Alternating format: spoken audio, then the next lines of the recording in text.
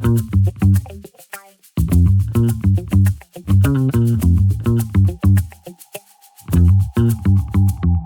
thank you.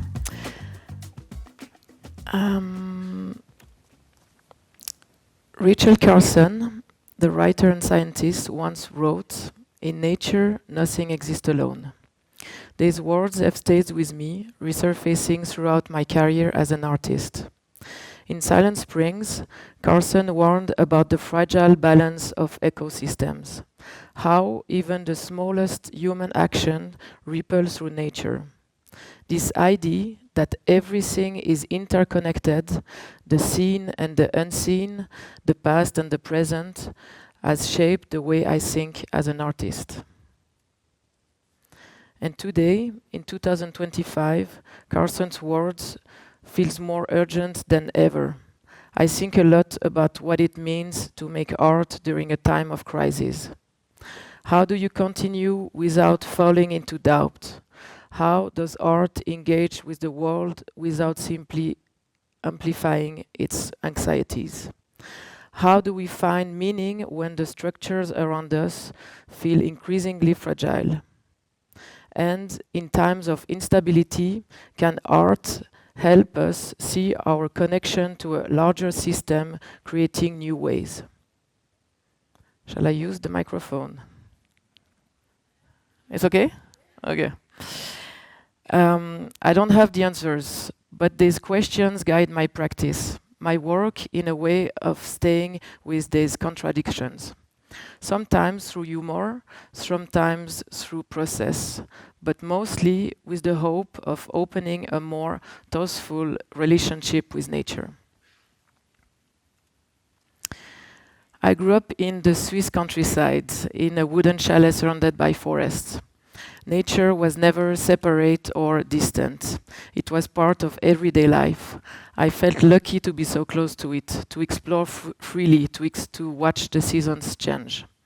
I spent my days outside, climbing trees, following streams, watching the landscape shift. That closeness to nature, that sense of belonging to something greater, has stayed with me. Those early years taught me to pay attention to the details of the forest, the way rivers carve the land, the uniqueness of every tree.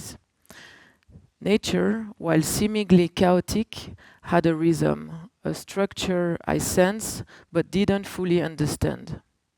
Looking back, I see how that awareness continues to shape my perspective and my practice. My work, in many ways, is an extension of those early observations. Today, I make works that explore our relationship with nature, sculptures, paintings, and installations that reflect the complexities of the Anthropocene, this era where human activity reshaped the planet. In my work, I want to connect us with the non-human world, to make visible the patterns we are part of, and to ask, how do we live within rather than outside this ecosystem?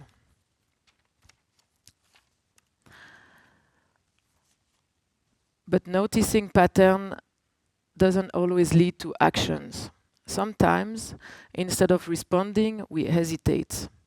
We make light of catastrophe, acknowledge the crisis, yet carry on as if nothing has changed. One of the first works where I explored this contradiction and unease before I even realized I was exploring it was La Danse Macabre. I was thinking about humor, history, geometry, cycle of destruction and renewal.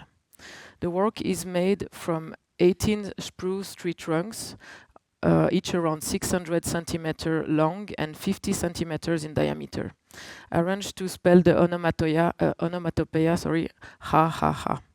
It was installed on a hilltop overlooking the picturesque landscape of Bay for the 2014 B&Art Triennale. The symmetry of the letters intrigued me. How ha ha ha could be read from both sides. Positioned on the hilltop, it almost felt like it was laughing at the landscape. At the end of the festival, I staged a performance. The trunks were set on fire while two pianists played Camille Saint-Saëns' Danse Macabre. Midway through, a motocross rider jumped over the flames.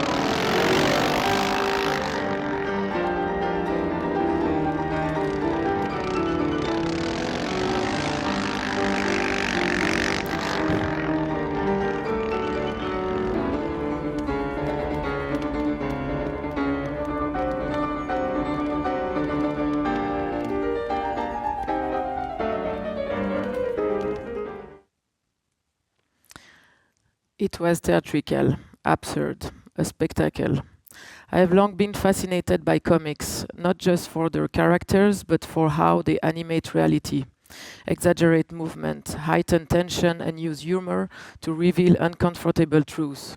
In a similar way, La Danse Macabre played with that contradiction, mirroring the way comics depict catastrophe, chaotic, exaggerated, and unsettlingly entertaining. Beyond the visual drama, the work became a reflection of how we respond to catastrophe, with nervous laughter. It occurred to me that the burning tree trunks, cut specifically for this piece, seemed to mock my own inaction. I felt implicated. At the time, I saw La Danse Macabre as an exploration of absurdity and repetition, but later I saw it differently. My childhood in nature gave me an intimate connection to the forest. Yet, here I was actively participating in its destruction. It forced me to confront something uncomfortable, my own contradictions. I work with wood. It's my primary material. I carve it first with a chainsaw, then polish it down to reveal its inner structure. Most of the wood I use come from fallen trees, or trees that had to be cut down for a specific reason, ethically sourced from forests. But for certain works that require raw tree trunks, like Ha Ha Ha, I sometimes need to cut them down. When I do, I make sure they come from sustainable forests. For every tree I cut, I plant two more, and I also support reforestation effort in tropical area. But does that balance the act of taking? I don't know. I wrestle with that question. As an artist, I work with material that holds memory. Wood, stone, soil. They carry time within them. Yet I also alter them, remove them from their original space, shape them into something new. It's a contradiction I can't ignore, and I don't think I should. If anything, it has made me more aware of the weight of the material I use, of the responsibility that comes with creating something, of the reality that art is never neutral. It takes, it transforms, it leaves a mark. In 2007, while I was still in art school, I picked up a chainsaw for the first time and carved my first wooden sculpture. One might wonder why, having grown in the Swiss countryside, surrounded by alpine flora, I chose to sculpt a cactus instead of, say, an edelweiss or a sturdy mountain pine. It's a fair question. At first, I was drawn to its shape, its cartoonish presence, influenced as much by my love of comics as by the desert landscapes where it grows. It's a form I have returned to again and again, appearing in different materials, scales, and context, even placing it in snow and the ocean. In a time of environmental change, this contrast between arid plants and lush landscapes feels more relevant than ever to me. The more I worked with cacti as a form, the more I came to appreciate them as plants. They are tough, resilient, and self-sufficient. They conserve water, defend themselves, and survive in scarcity. But even they have limits. No species can survive its environment if pushed beyond repair. That contradiction, the strength and fragility, endurance and vulnerability, fascinates me. It is everywhere in nature. Resilience in the face of collapse, the need for adaptation, but also for care. Over time, the cactus became more than a symbol, it became a question. How do we take responsibility for a world that is changing beyond recognition? Art, like nature, does not exist in isolation. Some of the biggest shifts in my practice have come through collaboration, learning from those who understand materials, landscape, and ecosystem in ways I never could alone.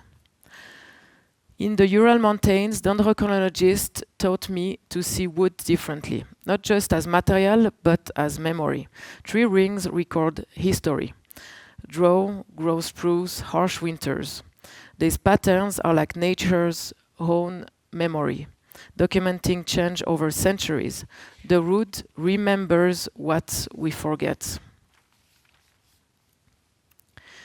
In Carrara, working with a master marble carver, I learned that stones carries time too. It holds the history of prehistoric oceans. Ancient seabeds turned to stone. I work closely with local woodworkers who have taught me about sustainable forestry, how to harvest wood in a way that allows the forest to regenerate, how to understand life cycle of a tree before using it as a material.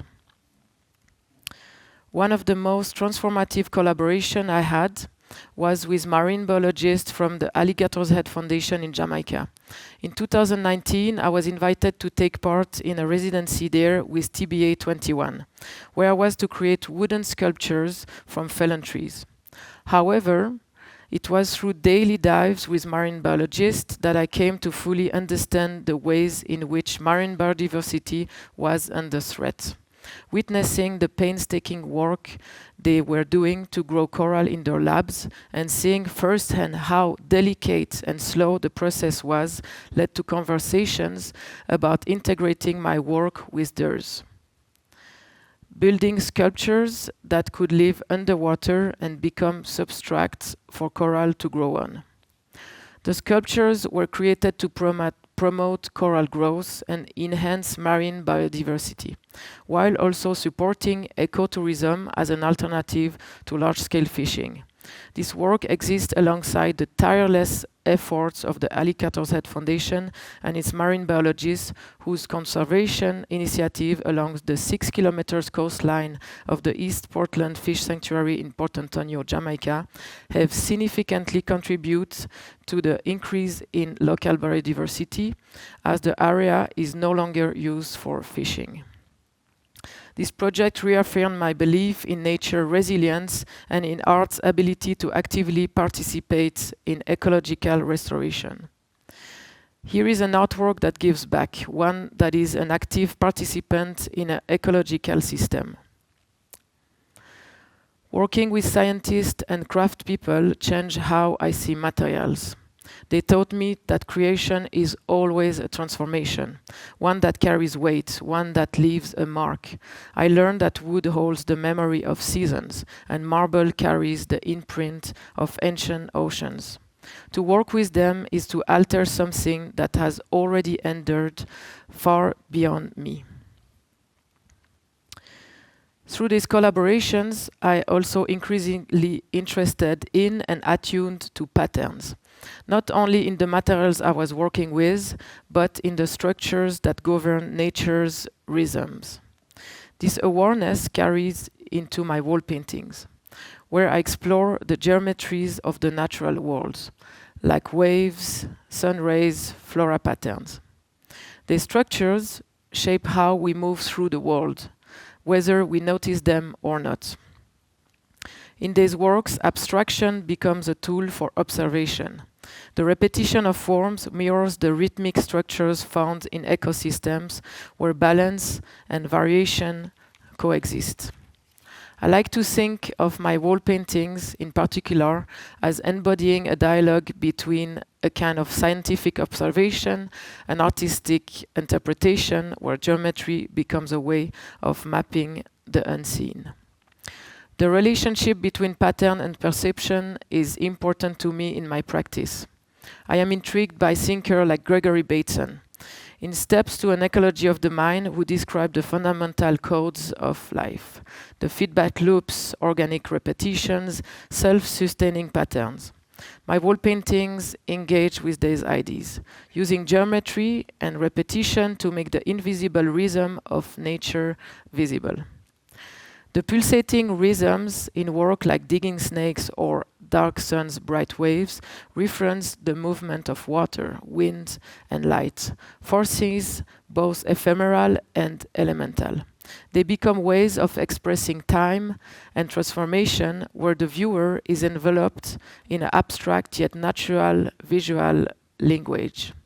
These paintings aren't trying to imitate nature, but to gestures toward its logic, creating an immersive function as impressionistic maps of natural forces, revealing the underlying structures that shape the world around us. Patterns exist everywhere, across all systems, biological, technological, architectural. By painting these patterns at architectural scale, I invite viewers to physically step inside these rhythms, to feel their presence as something both natural and constructed. These works suggest that nature, much like information systems, operate in cycles and codes, and that by attuning ourselves to these patterns, we might come to a richer awareness of our place within the larger ecological whole.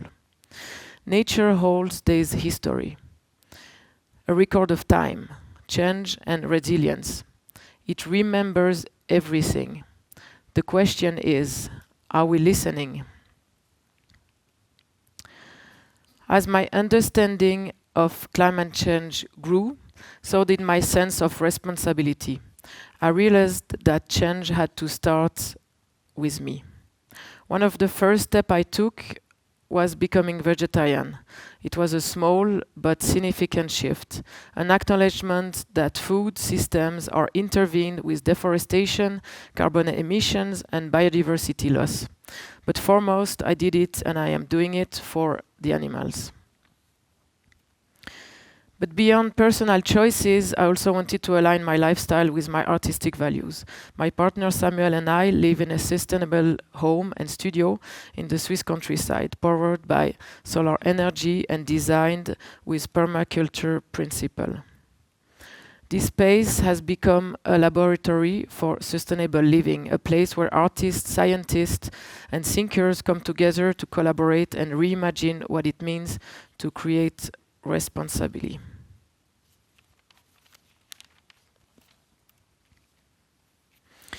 Rachel Carson's words, "In nature, nothing exists alone," have stayed with me. These words took shape in a recent work quite literally. Much like Ha Ha Ha, this time the message stretched over 100 meters across the field in Tuscany, built from raw tree trunks. Her insight feels more urgent than ever. Climate change is no longer just a matter of awareness, it's a matter of action. It's something we feel, something shaping the world around us. We are not separate from nature. We are part of its rhythms, its cycles, its shifts. And if nothing in nature exists alone, then neither does the change we are experiencing. My practice has become a way of paying attention, of making these connections visible. It is my hope that the work invites people to step closer to nature, to listen, to observe, to recognize its pattern as something we belong to, not something apart from. Rachel Carson understood this. What would it mean to truly live by that understanding? Can we stop seeing ourselves as separate and start recognizing the relationship we are part of? Because I very much believe that how we see the world shapes how we care for it. And if nothing in nature exists alone, then neither can the future. Thank you.